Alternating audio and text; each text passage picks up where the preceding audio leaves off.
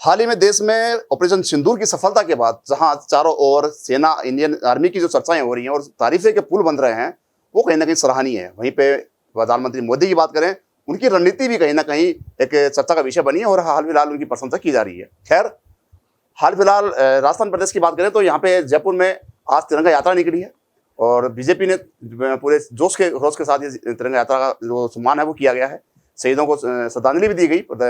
प्रधानमंत्री मोदी के जो निर्देशानुसार यहाँ पे श्रद्धांजलि का सभा का आयोजन किया गया। वहीं पे तिरंगा रैली को निकाला गया और शानदार तरीके से जुलूस के माध्यम से भारत माता की जयकारे लगाते हुए यहाँ से डीजे के माध्यम से रैली निकली। खैर, मेरे साथ मौजूद हैं नीमच थाना विधायक सुरेश मोदी, जो कांग्रेस से बिलोंग करते हैं। उनसे कुछ सवाल कर लेते हैं आज की राजनीति पे। विधायक साहब, सबसे पहले तो आपका स्वागत है NSA 9 न्यूज में।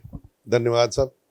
विधायक साहब, आज तिरंगा रैली निकली है और ऑपरेशन सिंदूर की सफलता के बाद में किस प्रकार देखते हैं ऑपरेशन सिंदूर को? देखिए, सैनिकों का किसी भी रूप में सम्मान हो, अच्छी बात है। और जिस तरह का शौर्य उन्होंने दिखाया है भारतीय सेना ने, उसकी सराहना अगर कोई व्यक्ति करता है तो उसमें अच्छी बात है, कोई गलत नहीं है। लेकिन मैंने उसमें एक वीडियो देखा था, एक मेरे साथी हैं, विधानसभा में विधायक हैं, वो उस तिरंगा झंडे से वो नाक पोंछ रहे थे, अपनी नाक साफ कर रहे थे। तो इस तरह की घटनाएं, आप एक तरफ तिरंगे का सम्मान कर रहे हो, एक तरफ सैनिकों का घटना है। आज की घटना, आज की घटना मैंने देखी है, उस पर व्हाट्सएप पे आई है और मुझे लगता है कि सही होगी। कौन विधायक थे अगर बताओ?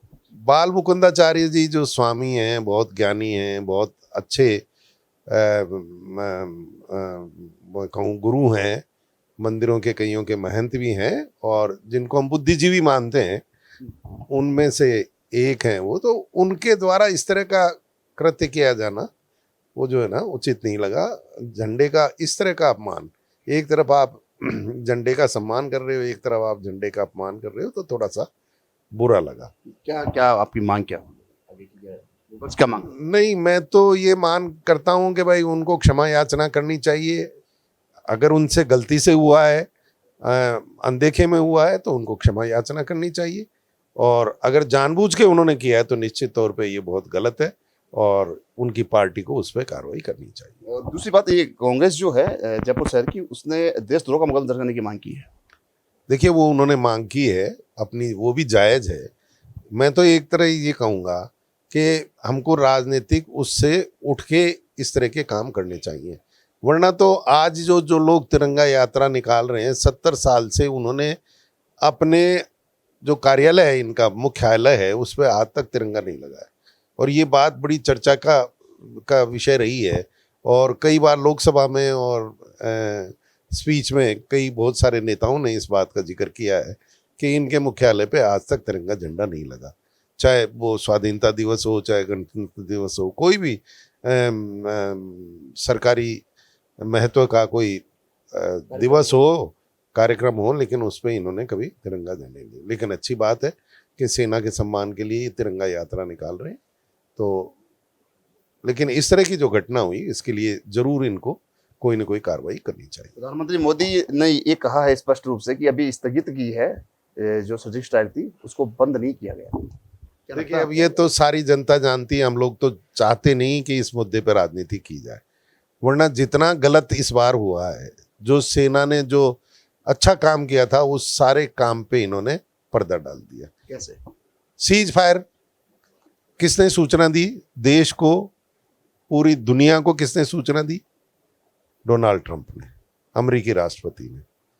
आज जिन विदेशियों को भगाने में अपनी पीढ़ियां खप गई, कितने अपने स्वतंत्रता सेनानी खप गए, आज वही विदेशी जो है फिर से आपके हाई कमान हो रहे हैं। तो इससे बड़ा दुर्भाग्य इस देश का हो नहीं सकता।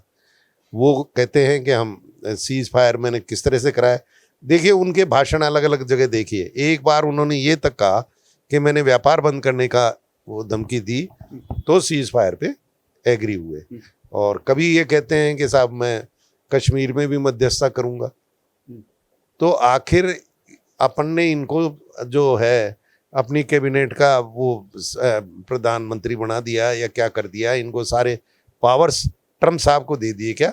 और प्रधानमंत्री जी ने पिछले दिनों 2 दिन पहले देश को संबोधित किया, उसमें भी उन्होंने ये नहीं कहा कि साहब ट्रम्प साहब किस हैसियत से हमारी ये जो है वो मध्यस्थता कर रहे हैं, किस तरह से ये इस तरह की घटनाएं हो रही हैं। सीज फायर की बात हो सेना के बीच होती है, हमेशा देश के राजनेताओं के बीच में होती है। किसी विदेशी द्वारा इस तरह की सीज फायर की घोषणा मैंने तो मेरे जीवन में, आज मैं 70 साल से ऊपर का हो गया, कभी मैंने सुना नहीं और कभी देखा।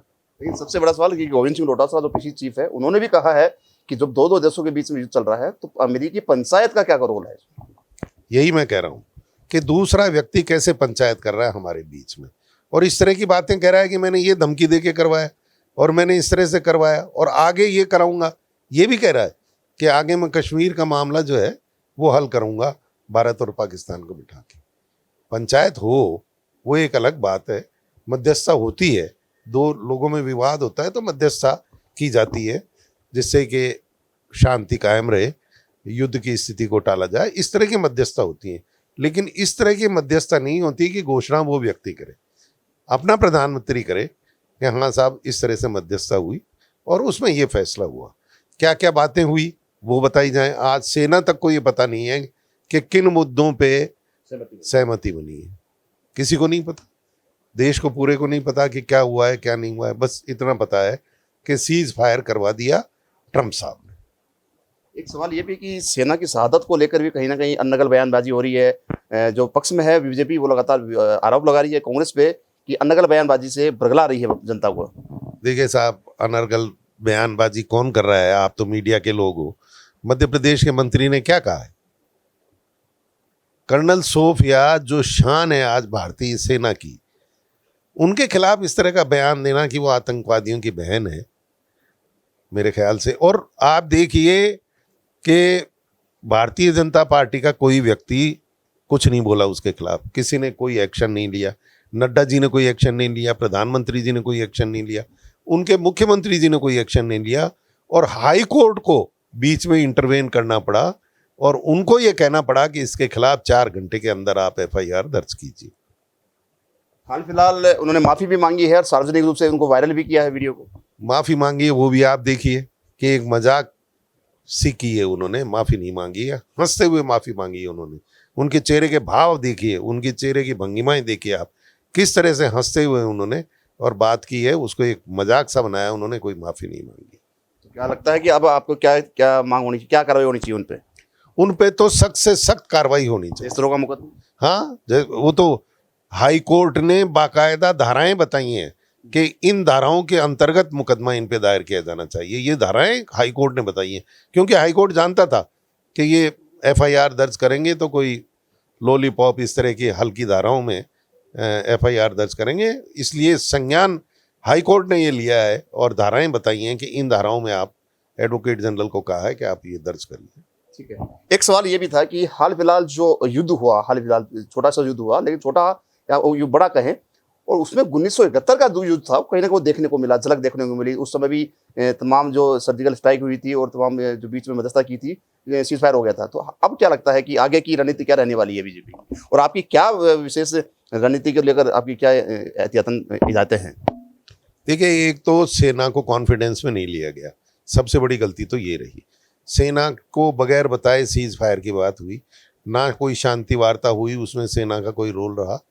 सेना ने, जिसने, किसको श्रेय जाता है आज इस, अगर जो जश्न मना रहे हैं अपन, जो जीत मानते हैं अपन भारतीय सेना की, तो वो सेना की जीत है, किसी नेता की जीत नहीं है।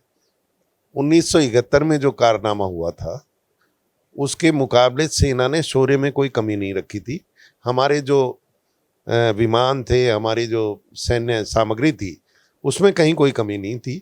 लेकिन जो जिस तरह से उसको रोका गया, अगर कई सैनिक अधिकारी आज ये कहते हुए सुने गए हैं कि अगर हमको 2 दिन और मिलते तो हम पाकिस्तान को अच्छा मजा चखाते। तो जब वो शुरुआत हुई थी पाकिस्तान को सबक सिखाने की, तो उस सबक को उन्होंने बीच में गलत वक्त पे रोक दिया।